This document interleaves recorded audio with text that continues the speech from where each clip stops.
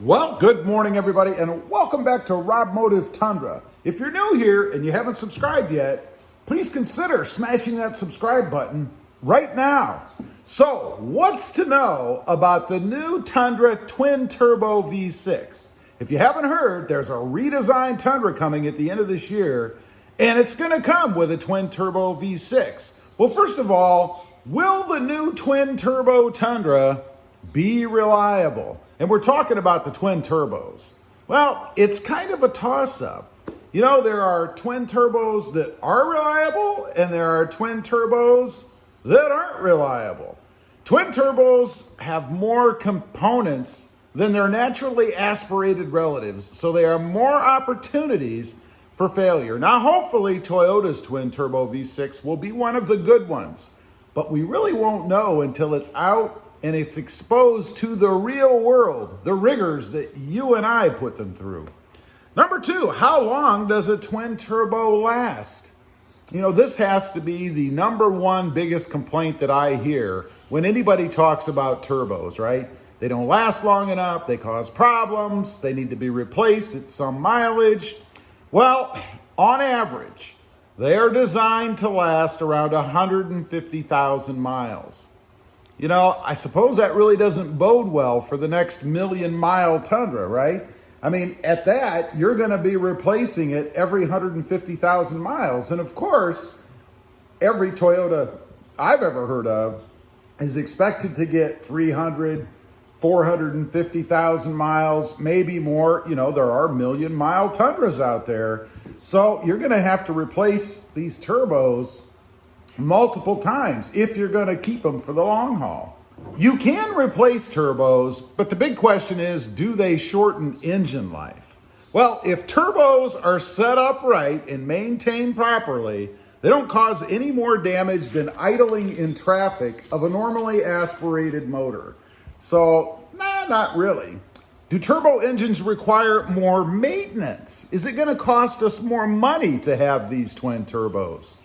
They do. They require more frequent oil changes and spark plugs, but they don't require any more service than a naturally aspirated engine. So it's not like you're going to have to take it in and have the engine serviced for some reason or the turbos serviced. You just have to change the oil more frequently and maybe a spark plug or two here or there. So how do you protect a turbo engine? Number one, regular oil changes. Number two, warm up the engine. So you don't want to jump in it if you're in a cold climate, or even if you're in a really hot climate, I suppose. You need to let it warm up for just a little bit. I'm not saying let it sit there and warm up for 30 minutes, but you do want to have it warmed up when you take it off.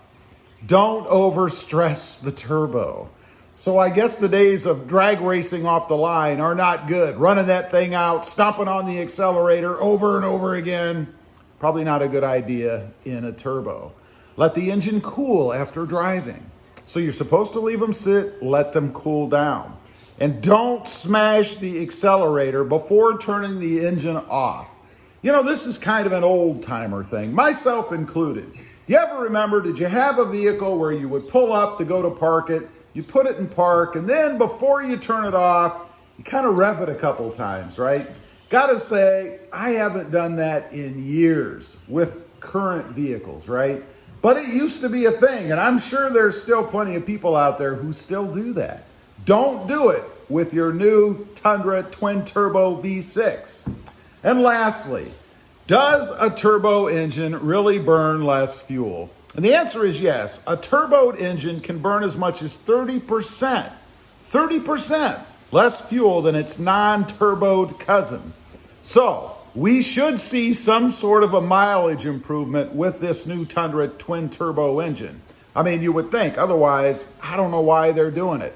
From a power standpoint, should be more powerful as well. I just hope that the turbo spool is long enough so that you really get to enjoy it, right? I've had some turbocharged cars in the past where, yeah, you got a bump from that turbo, but it was over in like 3 seconds. I've had others where you got a bump from that turbo and it was seamless. It would just kick in all through the power band, nice and smooth. That's how the new Tundra twin turbo needs to be. We shall see. Anyway, I just wanted to get on here, kind of go over what's to know about the new Tundra twin turbo V6. You know, I'm not overly familiar with them myself, so kind of a learning experience for me, and I thought I'd bring you guys along. Leave a comment, let me know. What do you think of this new turbo engine for the Tundra? Are you on board or not? I'd be curious to know. Also, real quick, if you're interested, I do have 2 additional channels. Rob Motive, all about my naturally aspirated Toyota Tacoma.